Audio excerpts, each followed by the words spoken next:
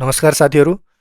लोकसेवा आयोगले हालै सङ्घीय नायब सुब्बाको लागि विज्ञापन प्रकाशन गरेको छ र सङ्घीय नायब सुब्बामा इक्जाम दिएर जति नै सफल हुन चाहनुहुने साथीहरू हुनुहुन्छ उहाँहरूको लागि यो भिडियो निकै फलदायी हुनेछ।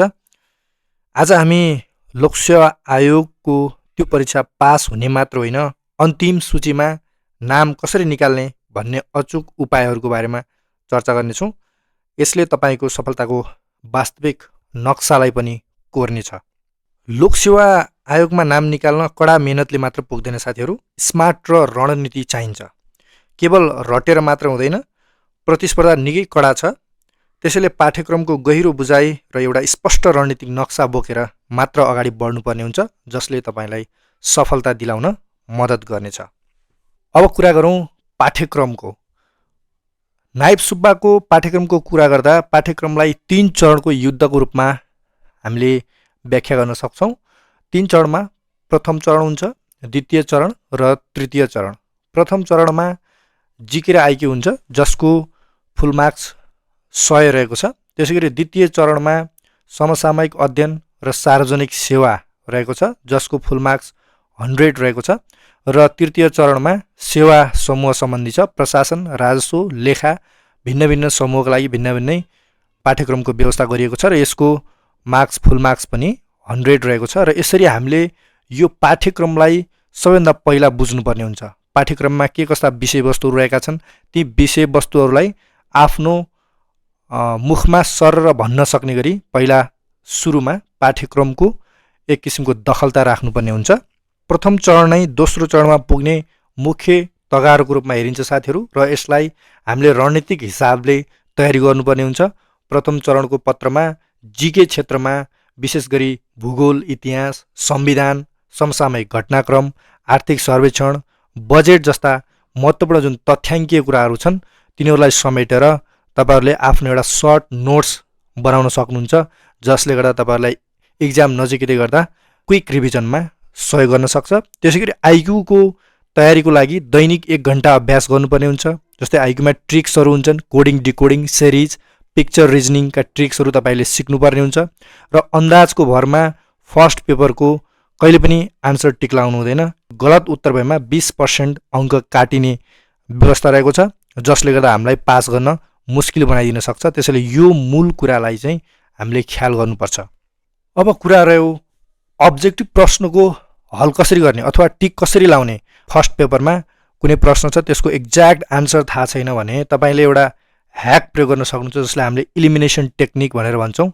इलिमिनेसन टेक्निकमा सबैभन्दा पहिला त्यो प्रश्नलाई राम्रोसँग पढ्ने, त्यसपछि तपाईँले के गर्नु पर्यो, फिल्टर गर्नु पर्यो। मतलब थाहा भएका जुन गलत विकल्पहरू छन् त्यो विकल्पहरूलाई के गर्ने, हटाइदिने, गलत अप्सनहरूलाई हटाइदिने, र जति बाँकी हुन्छ त्यो विकल्पलाई फोकस गर्ने। र त्यो फोकस गरेकोमा जुन विकल्प छ त्यसलाई तपाईँले टिक लाउनु भयो भने त्यो मिल्ने सम्भावना बढी हुन्छ, जसले गर्दा तपाईँले कुनै प्रश्नको उत्तर थाहा नभएको अवस्थामा इलिमिनेसन टेक्निक लगाएर त्यो प्रश्नको हल गर्न सक्नुहुन्छ। तर हचुवाको भरमा हावा तालमा चाहिँ फर्स्ट पेपरमा टिक लाउनु हुँदैन साथीहरू। यसले चाहिँ नेगेटिभ मार्किङ गराउँछ र यसले हामीलाई सफलताबाट रोक्न सक्ने सम्भावना हुन्छ। यो कुरा चाहिँ हामीले ख्याल गर्नुपर्ने हुन्छ। अब हामीले पहिलो स्टेप सिलेबस बुझ्यौँ। सिलेबस 3 चरणको युद्धको रूपमा हामीले सिलेबसलाई बुझ्यौँ। सिलेबस बुझिसकेपछि फर्स्ट पेपरको बारेमा हामीले कसरी तयारी गर्ने भन्ने कुरा पनि हेऱ्यौँ। अब फर्स्ट पछि हामी दोस्रो स्टेपमा जान्छौँ। दोस्रो स्टेप भनेको हाम्रो द्वितीय चरण हुन्छ। द्वितीय चरण भनेको हाम्रो लेखन शैलीमा आधारित छ, भनेको हामीले लेखेर दिनुपर्ने हुन्छ। र लेखेर दिँदाखेरि सबैभन्दा महत्त्वपूर्ण कुरा के हुन्छ भने लेखन शैली हुन्छ। लेखन शैली राम्रो छ, लेख्ने स्टाइल राम्रो छ, लेख्ने ढाँचा राम्रो छ भने हाम्रो नाम निस्किने सम्भावना पनि के हुन्छ, प्रबल हुन्छ। र लेख्ने शैली राम्रो छैन भने नाम निस्किने सम्भावना कम हुन्छ। त्यसैले आजैबाट आफ्नो लेखन शैलीलाई तपाईँहरूले सुधार गर्नुपर्ने हुन्छ। लेखन शैली सुधार गर्नुको लागि हाम्रो उत्तर लेख्ने स्टाइल चाहिँ परिष्कृत हुनुपर्छ, र त्यो उत्तर लेख्ने स्टाइल जुन छ त्यो स्टाइललाई हामीले एउटा मेथडको रूपमा दिन्छौँ, जसलाई स्यान्डविच मेथड भनेर भनिन्छ। यो मेथड अनुसार कुनै पनि प्रश्नको उत्तर लेख्दा सबैभन्दा पहिला 2-3 लाइन परिचय दिने, संवैधानिक धारा वा कोटेसनबाट सुरु गर्ने, त्यसपछि मुख्य भागमा जुन बढी पार्ट हुन्छ त्यो मुख्य भागमा बुदागत रूपमा उल्लेख गर्ने, प्रश्नले जे मागेको छ त्यो कुरालाई बुदागत रूपमा उल्लेख गर्ने, कारण, समस्या, चुनौती वा महत्त्वलाई बुदागत रूपमा लेख्ने र निष्कर्षमा 1-2 लाइन समस्याको समाधान वा सकारात्मक सोचका साथ चाहिँ प्रश्नले मागेको कुरालाई हामीले बिट मार्यौँ भने त्यो उत्तर निकै राम्रो मानिन्छ र तपाईँले परीक्षामा राम्रो अङ्क प्राप्त गर्नुहुन्छ र पास गर्ने सम्भावना प्रबल हुन्छ। अब साथीहरू, उत्कृष्ट लेखनका हामीले 4वटा नियम भनेर भन्छौँ। 4वटा नियममा के पर्छन् त? तपाईँले आफ्नो लेखनलाई उत्कृष्ट बनाउन सबैभन्दा पहिला बुदागत रूपमा लेख्नु पर्यो, लामो प्याराग्राफ होइन, बुदामा लेख्नु पर्यो। दोस्रो कुरा, कानुनी आधारलाई टेकेर मात्र लेख्ने, संविधान ऐन नियमहरूसँग तपाईँको उत्तरलाई जोड्नु पर्यो। तेस्रो कुरा, तथ्याङ्कहरू समावेश गर्नु पर्यो। आफ्नो उत्तरमा तथ्याङ्कीय झलक पनि प्रस्तुत गर्नु पर्यो, जसले गर्दा चेकरलाई पनि त्यो प्रश्नको एउटा तथ्याङ्कीय रूपमा भ्यालिड उत्तर मिलोस्। र अर्को कुरा के हुनु पर्यो भने स्पष्टता हुनु पर्यो। परीक्षकले सजिलै बुझ्ने भाषा हुनु पर्यो र अक्षर पनि सफा हुनु पर्यो।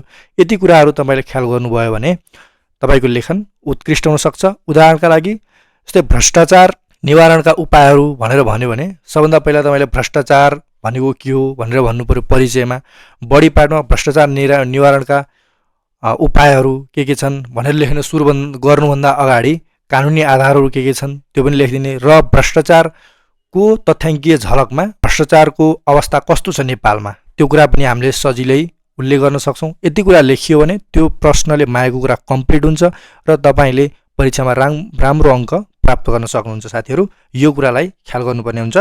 हामीले पहिलो चरणमा सिलेबस पनि बुझ्यौँ, दोस्रो चरणमा लिखित स्टाइल अथवा लेखन शैलीलाई कसरी परिष्कृत बनाउने भन्ने कुरा पनि बुझ्यौँ। अब तेस्रो सबभन्दा महत्त्वपूर्ण कुरा के छ भने तपाईँले लेख्न त सक्नुभयो, कुनै पनि प्रश्नको उत्तर हल गर्न सक्नुभयो, तर त्यो प्रश्नको उत्तर निर्धारित समयमा हल गर्न सक्नु भएन भने त्यो पनि काम हुँदैन साथीहरू।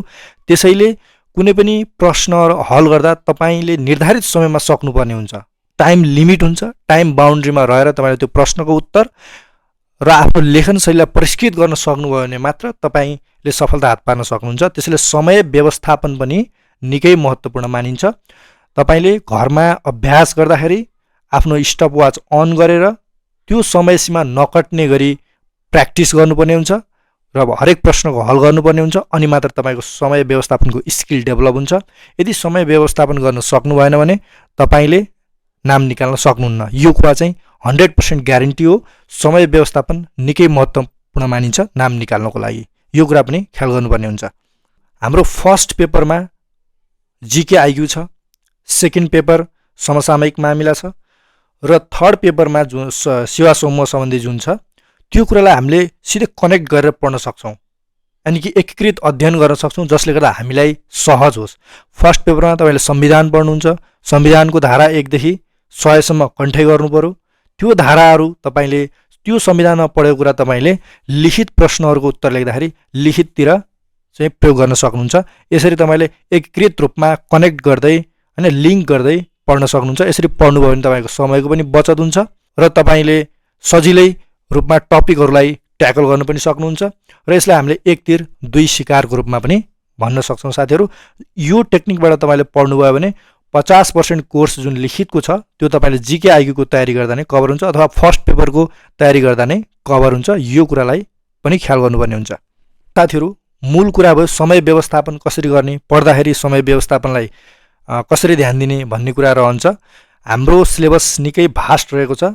त्यो सिलेबसलाई कभरअप गर्नको लागि हामीले के गर्नुपर्ने हुन्छ, दैनिक रूपमा पढ्नुपर्ने हुन्छ। साथीहरू, दैनिक रूपमा तपाईँहरूले 4 देखि 5 घण्टासम्म त्यो सिलेबसलाई दिनुपर्ने हुन्छ।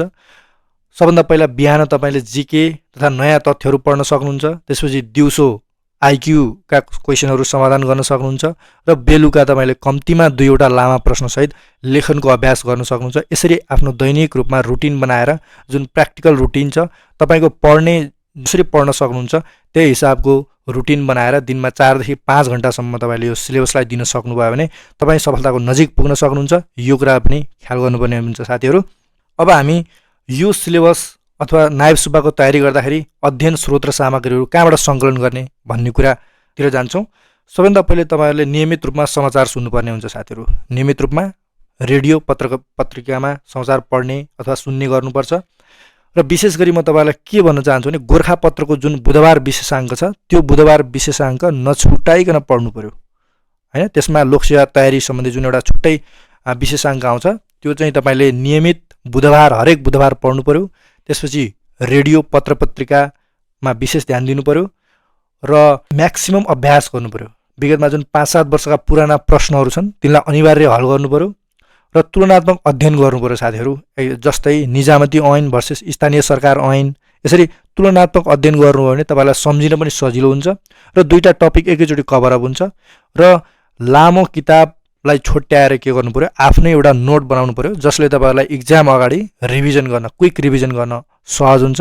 र एउटा बेस, कुनै एउटा राइटरको बेस बुक बनाएर त्यसलाई फलो गर्नु र पछि चाहिँ धेरै तपाईँहरूले सामान्य प्रशासन मन्त्रालयको वेबसाइटमै पनि विभिन्न स्रोतहरू पाउन सक्नुहुन्छ।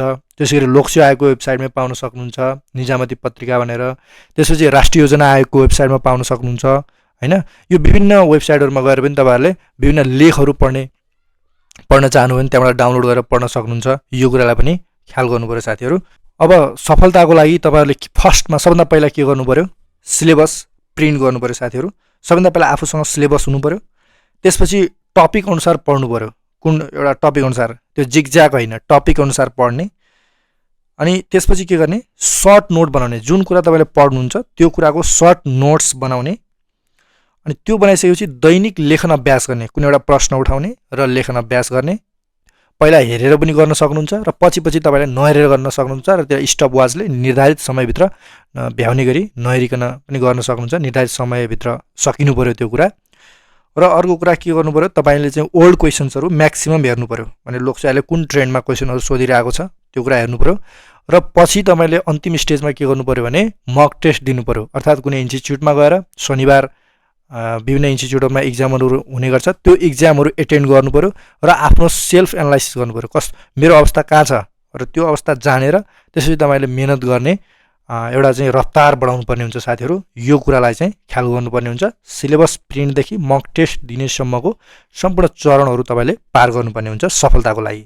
अर्को महत्त्वपूर्ण कार्य तपाईले गर्नुपर्ने के छ भने टु डु लिस्ट बनाउने। के गर्ने भन्ने कुरा चाहिँ एउटा लिस्ट बनाउने। सबभन्दा पहिला सिलेबस प्रिन्ट गर्ने।